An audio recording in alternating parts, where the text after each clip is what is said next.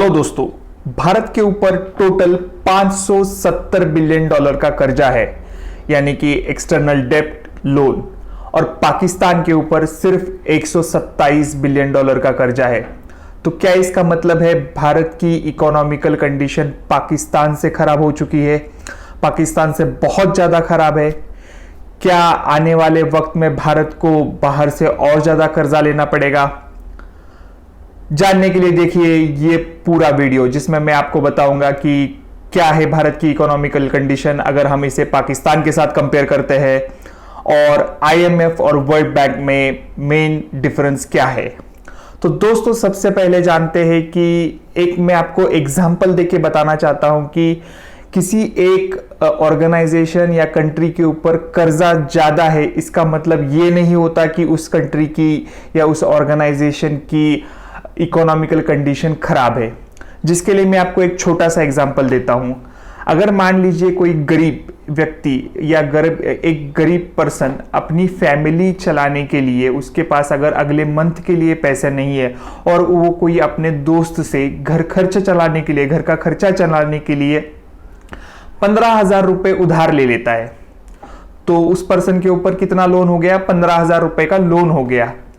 और एक इंसान जिसे 2 करोड़ रुपए का फ्लैट लेना है, 2 करोड़ रुपए का अपार्टमेंट लेना है या बंगलो लेना है, और उसके पास 1.5 करोड़ रुपए ऑलरेडी मौजूद है, और वो बंदा जाके बैंक से 50 लाख रुपए का लोन ले लेता है।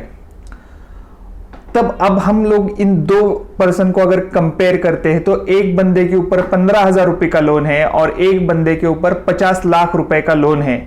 तो क्या इसका मतलब यह हुआ कि 50 लाख रुपए का जिसके ऊपर कर्जा है उसकी इकोनॉमिकल कंडीशन खराब है, और जिसके ऊपर सिर्फ 15,000 रुपए का कर्जा है उसकी इकोनॉमिकल कंडीशन अच्छी है?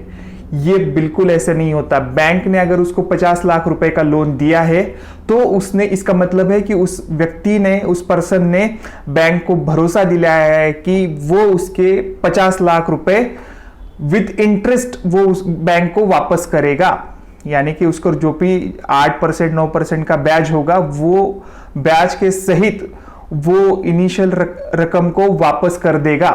तो ऐसे हालातों में बैंक और ज्यादा लोन दे देती है। ये बैंक 50 लाख रुपए का आपको लोन देने के लिए तभी तैयार हो जाती है जब बैंक को पता चलता है कि आपके पास वो कैपेसिटी है लोन वापस कर पाने की, यानी कि वो पैसा बैंक को वापस देने की आपके पास कैपेसिटी है, आप उतने अमीर हो, इसीलिए बैंक आपको 50 लाख रुपए का कर्जा दे रही है। वही अगर एक गरीब आदमी जाके बैंक के पास मांग ले कि मुझे 2 लाख रुपए दे दो, 3 लाख रुपए दे दो, तो बैंक पहले 100 उसके डॉक्यूमेंट चेक करेगी कि क्या अगर मैं इसको 2 लाख रुपए दे देता हूं तो क्या ये बंदा बैंक को 2 लाख रुपए उसके इंटरेस्ट के साथ वापस कर पाएगा। अगर वो नहीं कर पाता या ऐसे डॉक्यूमेंट्स नहीं प्रोड्यूस कर पाता तो बैंक उसे 2 लाख रुपए का भी लोन नहीं देती। तो सिंपल सी भाषा में यह है कि जितनी लोन लेने की कैपेसिटी आपकी ज्यादा है और लोन वापस करने की कैपेसिटी ज्यादा है, कंट्री उतनी ज्यादा इंपॉर्टेंट होती है या उतनी ज्यादा अमीर होती है। तो भारत के केस में ऐसा ही है। भारत ने हालांकि 570 बिलियन डॉलर का कर्जा लिया है, बट ये सब कर्जे भारत ने देश चलाने के लिए नहीं लिए हैं। दोनों चीजों में फर्क है।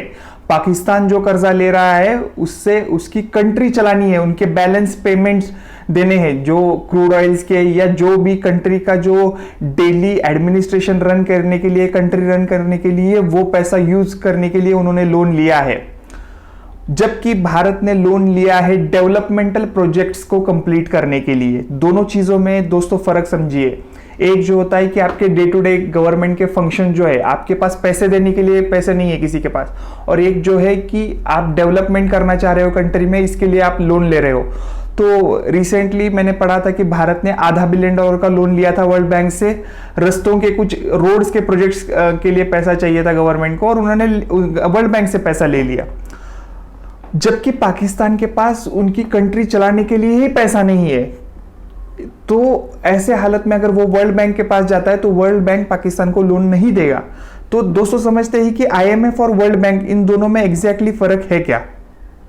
आईएमएफ यानी कि इंटरनेशनल मॉनिटरी फंड, ये 139 देशों 139 कंट्रीज जो है वो एक साथ आ गई है, और उन्होंने सबने पैसे निकाल के एक फंड बनाया है जिसको बोलते हैं IMF, इंटरनेशनल मॉनिटरी फंड। इसका भारत भी एक इंपॉर्टेंट हिस्सा है। दुनिया के जो 8 टॉप कंट्रीज है जो ये IMF में पैसा दे देती है, उसमें भारत एक कंट्री है। तो अभी क्या है, ये IMF सब लोगों के कंट्रीज से पैसे से उनके पास एक फंड जमा हुआ है। वो इस फंड को जो भी कंट्री जिसकी इकोनॉमिकल कंडीशंस खराब है, ऐसी कंट्री को हेल्प करने के लिए वो फंड यूज किया जाता है। जैसे कि अभी पाकिस्तान को IMF पैसा दे रहा है, तो ये काइंड ऑफ एक हेल्प होती है। ये लोन, इस पे इंटरेस्ट रेट बहुत कम होता है, बट इसके ऊपर IMF की बहुत सारी कंडीशंस होती है, जिसमें आपकी करेंसी का डिप्रिसिएशन करने की ताकत भी उनके पास होती है।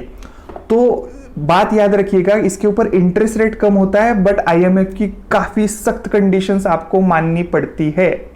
जबकि वर्ल्ड बैंक कोई कंडीशन नहीं लगाता, वर्ल्ड बैंक एक गिवन इंटरेस्ट रेट दे देता है और आपको उस इंटरेस्ट रेट से जो ब्याज उसके ऊपर होगा, उसके साथ आपको रकम वर्ल्ड बैंक को वापस लौटानी पड़ेगी।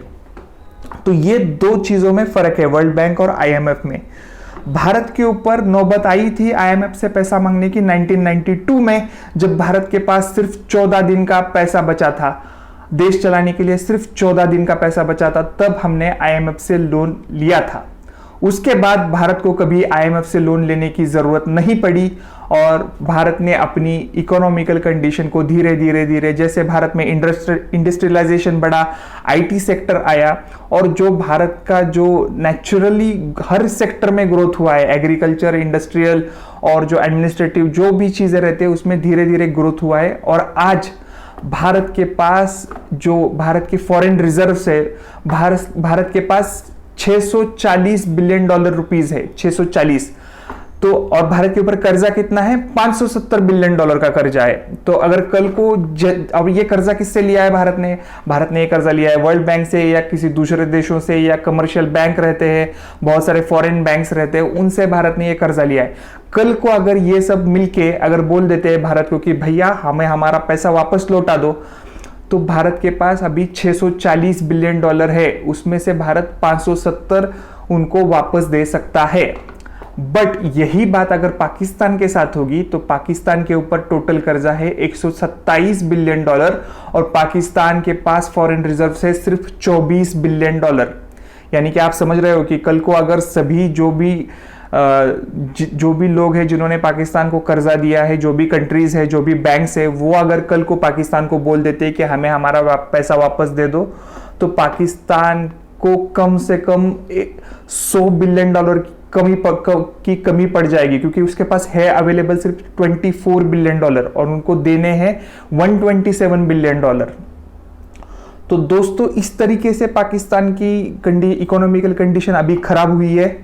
पाकिस्तान को इससे बाहर निकलने के लिए एक ठोस प्लान की जरूरत है, जिसके ऊपर उन्हें चलना होगा। उसके लिए काफी सख्त डिसीजन उठाने पड़ेंगे, और इतनी बदतरीन अगर सिचुएशन पाकिस्तान की है, तो पाकिस्तान ने फालतू में भारत के साथ रिश्ते खराब करने से पहले 10 बार सोचना पड़ेगा। इससे अच्छा उन्होंने ऐसी खराब कंडीशन में भारत का यूज करना चाहिए। भारत जो बड़ी इकोनॉमी है उसका यूज करके उससे पैसे जनरेट करना चाहिए, उससे बिजनेस जनरेट करना चाहिए, ट्रेड जनरेट करना चाहिए, जिससे पाकिस्तान को रिवेन्यू मिले, और ये रिवेन्यू से पाकिस्तान जल्द से जल्द आने वाले टाइम में एक ऐसी पोजीशन तक पहुंचे जहां पे पाकिस्तान ये जो भी लोन लिया है ये वापस करने की पोजीशन में आ जाए।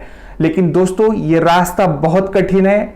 इमरान खान गवर्नमेंट जो अभी क्या कर रही है, वो अपने प्रीवियस गवर्नमेंट्स के ऊपर इल्जाम लगा रहे हैं कि इनके वजह से पाकिस्तान के ऊपर कर्जा हुआ है। तो ये ब्लेम में ना जाने से अच्छा है कि उन्होंने एक रोड मैप अभी बनाना चाहिए कि कहां कहां से वो पैसा जनरेट कर सकते हैं। उन्हें ज्यादा से ज्यादा टैक्स कलेक्शन के ऊपर फोकस करना पड़ेगा, ज्यादा से ज्यादा उनको एक्सपोर्ट करने के ऊपर फोकस करना पड़ेगा। अब एक्सपोर्ट करना है, पैसे कहां से आएंगे? आप अगर कोई माल या कोई चीज आप दूसरे कंट्रीज को बेचोगे तभी पैसे मिलेंगे आपको। तो ऐसी कंडीशन में उन्हें ये भारत एक जो है 130 करोड़ लोगों की ये मैशत है, एक बहुत बड़ी इकोनॉमी है, बहुत बड़ा मार्केट है। तो पाकिस्तान ने ये भारत के साथ ट्रेड एग्रीमेंट्स बनाने चाहिए और जो भी पाकिस्तान जो भी एक्सपोर्ट कर सकता है वो भारत को एक्सपोर्ट करना चाहिए। और ये चीज, क्योंकि भारत को भी बहुत सारी चीज़ों की ज़रूरत है, बहुत सारे रॉ मटेरियल की ज़रूरत है जो हमें सेंट्रल एशिया से लेना पड़ता, और उसके ऊपर ज़्यादा भारत की कॉस्ट भी चली जाती है, क्योंकि बहुत दूर से अगर आप किसी चीज़ को खरीदते हो तो उसको यहाँ तक इंडिया तक लाने के लिए जो पैसा, जो ट्रांसपोर्टेशन का कॉस्ट देना पड़ता है वो भारत का बच जाएगा। वही चीज़ें भारत पाकिस्तान से इंपोर्ट कर सकता है और उसके बदले में पाकिस्तान को कई बिलियन डॉलर दे सकता है। तो अभी तो फिलहाल सऊदी अरेबिया ने पाकिस्तान की हेल्प की है, उन्होंने 3 बिलियन डॉलर उनको दे दिए है, पाकिस्तान के स्टेट बैंक में उन्होंने ये पैसे डाले हैं। बट दोस्तों ये 2, 3, 4 बिलियन डॉलर से कुछ होने नहीं वाला है, क्योंकि मैंने आपको ऑलरेडी बता दिया है कि पाकिस्तान के ऊपर कितना ज़्यादा कर्जा है। तो मैं चाहता हूँ कि पाकिस्तान जल्दी इससे बाहर आए। और दोस्तों ऐसे वीडियोस देखने के लिए लाइक, शेयर और सब्सक्राइब जरूर कीजिएगा। मिलते हैं अगले वीडियो में किसी ऐसे इंटरेस्टिंग टॉपिक के साथ, तब तक के लिए गुड बाय।